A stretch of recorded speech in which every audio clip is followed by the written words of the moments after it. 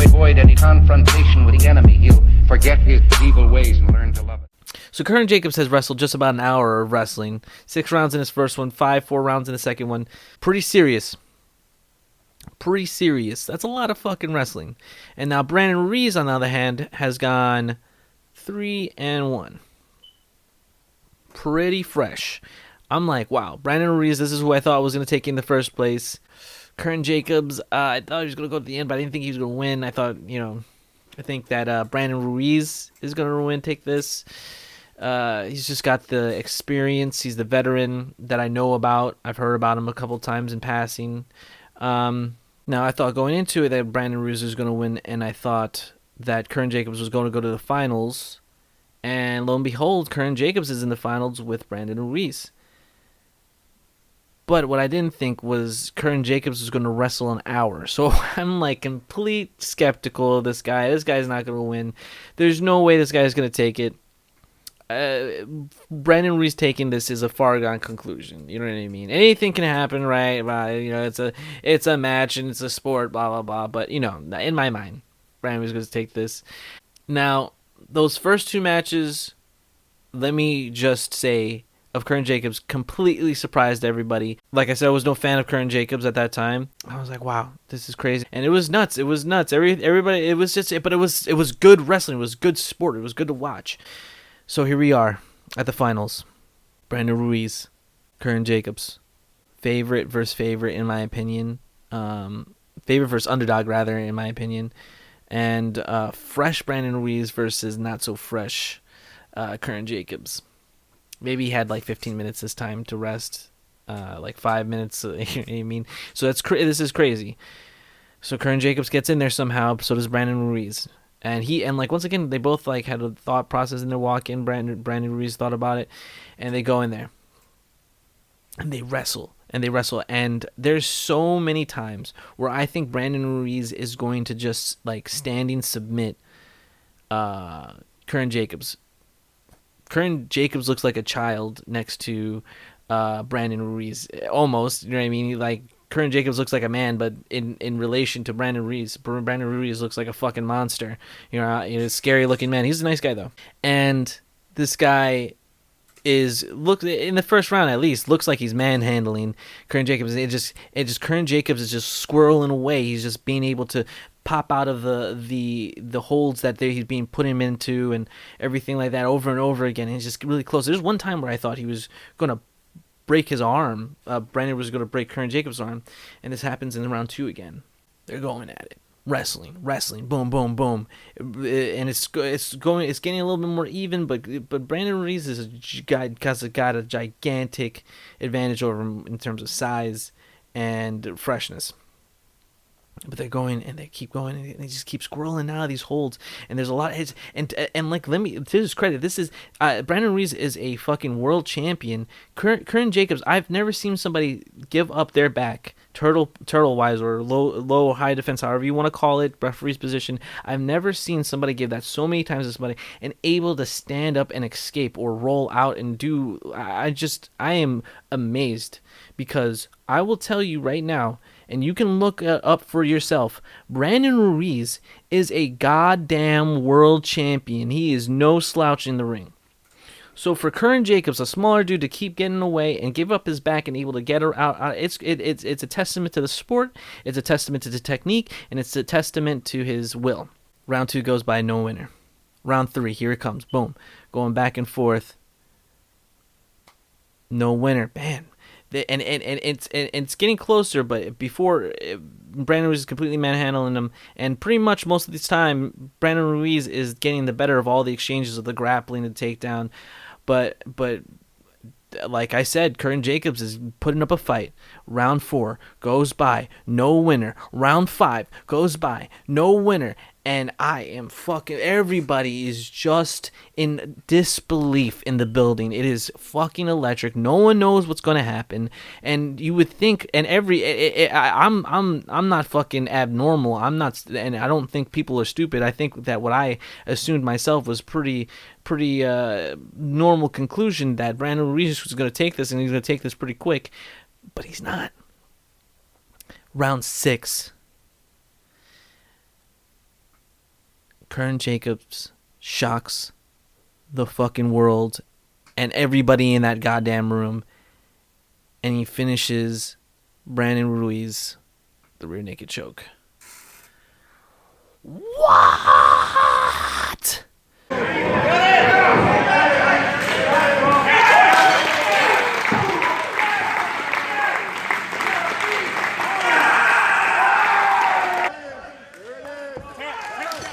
No one, everybody, like all of his fans are jumping, like he fucking, yes, it's emotional. It's an emotional moment for him, and he begins to weep, and everybody in the crowd is just like, it's almost, I'm not sure if I was the loud one and the people are there the loud one, but otherwise, I felt like everybody was just shut the fuck up. Like he shut everybody the fuck, and he was like kind of crying, and everybody's just like, what the fuck just happened? No one thought that was gonna happen. I talked to Brandon Ruiz later. He said that his forearms blew out, and grapplers can understand that. You know what I mean? He'd been wrestling huge dudes before that, and you're wrestling that dude hardcore for a very long time, trying to get these holds, and the sweat and everything he was able to get out. Crazy. I was completely amazed. Credit to Brandon Ruiz for taking him to the 6 rounds. I just can't believe anything like that happened. He's just screaming yes in the ring. Curran Jacobs now, new world champion. Joel Bain walks in the ring, gives him the belt.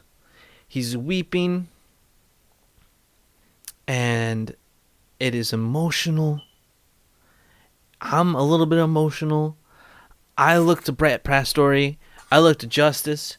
I'm like, what the fuck just happened? Holy shit. That's all I could say. Was like, holy shit.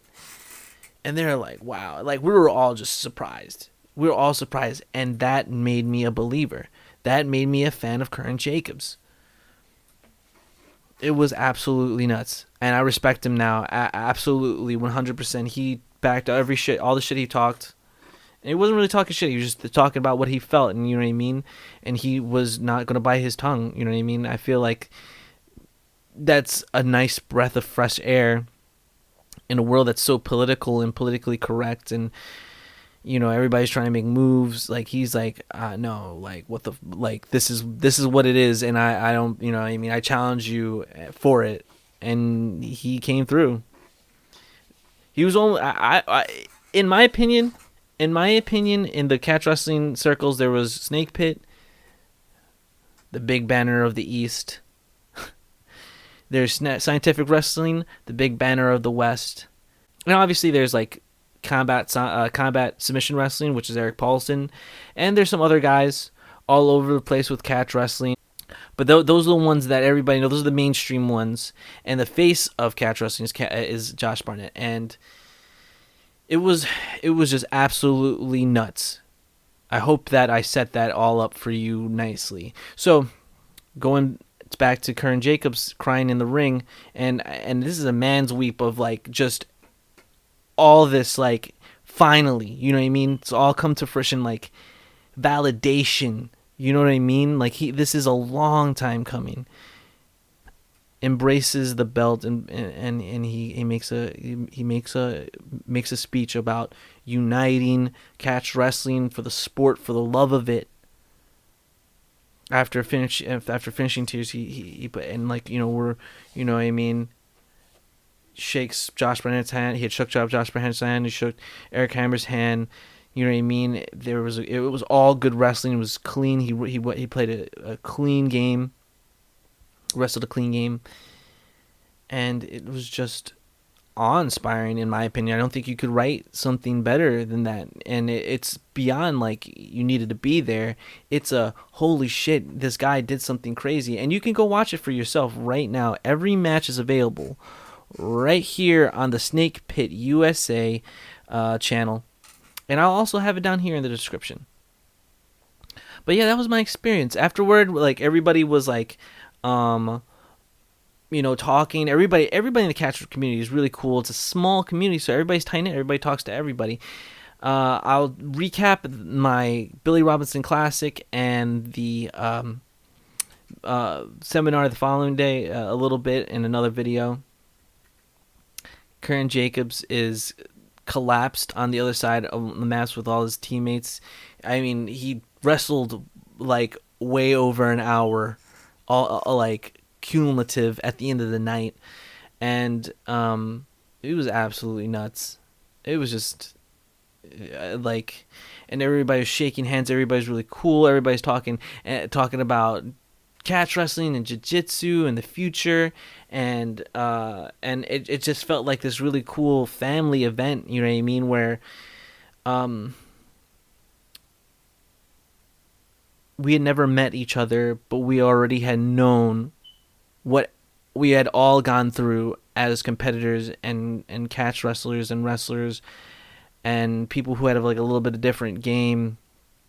Like, we already knew, and wrestlers know what other wrestlers. It's the hardest thing you can do on the planet. You know what I mean? I'm a big fan of Neil deGrasse Tyson, but he said the hardest thing on the planet to do is wrestling, and people who say anything else have never wrestled. I there conclude. This is the end of the video. And I'm going to take this time to talk about myself. Arthur Fantastic, a.k.a. Golden Ruffian. That's where you're watching on YouTube. A.k.a. Silver Lightning. A.k.a. the motherfucking Bishonen Ronin. I'm Arthur Fantastic, a.k.a. Golden Ruffian, here on YouTube. A.k.a.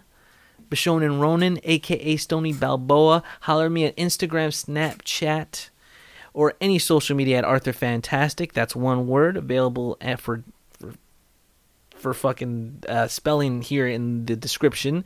ArthurFantastic.com.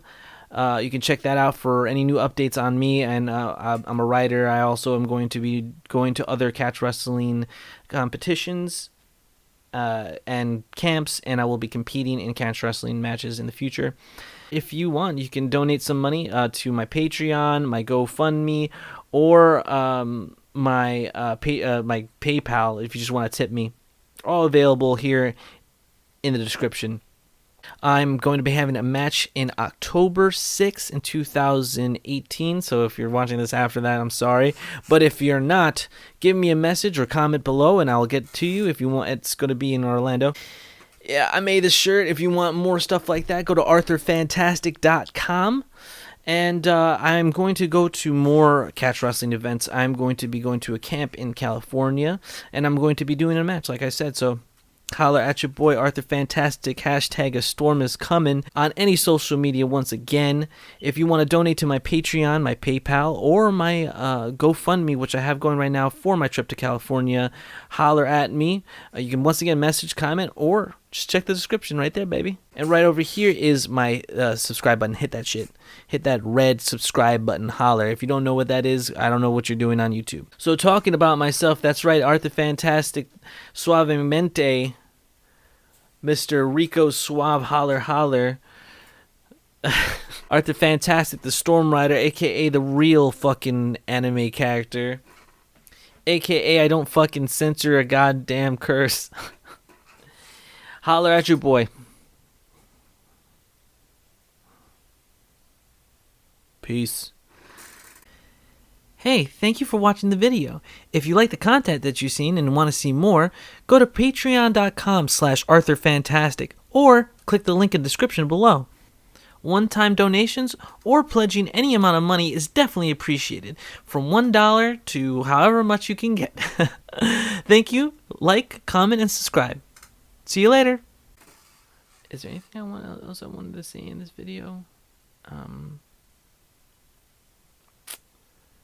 I think I said everything that I wanted to say.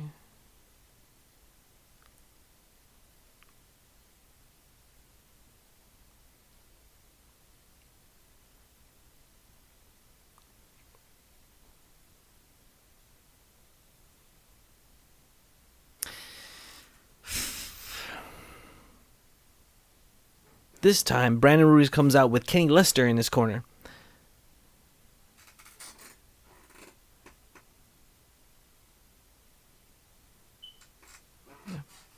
That's it.